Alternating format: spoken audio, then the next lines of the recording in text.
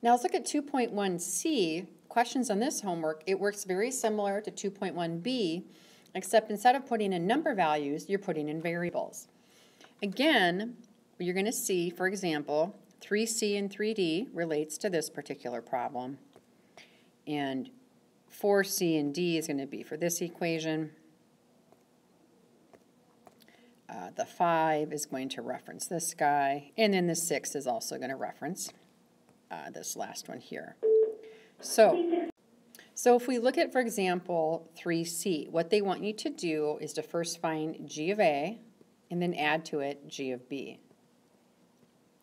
Well, this works just like it would with a number, except in this case, what they want is you to find g of a. So instead of x, you're going to take this value and put it in place of x.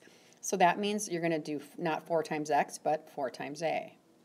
G of b, put b in for x, you're going to get 4b. Then this case, you're going to add them together. That's g of a plus g of b. Now, how does that differ from finding g of a plus b? Well, if you look at this, it's going to be g of a plus b. Now, instead of x, you're going to put this in its place. So this a plus b goes in its place. So you're going to do 4 and then a plus b.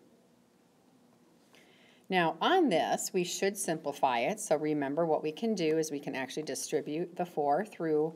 So that's ultimately going to give us a final answer of 4a plus 4b. Now, you're going to do that for numbers 4, 5, and 6.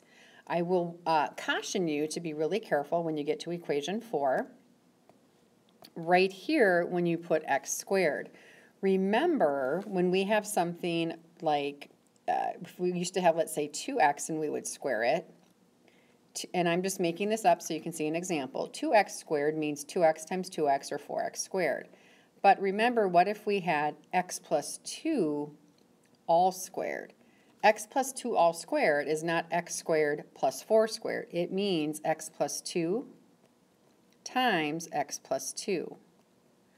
So if you have something in this case where it's a binomial, you're going to have to actually come on in and distribute and do your foiling to get your final answer to see which answer is in column B.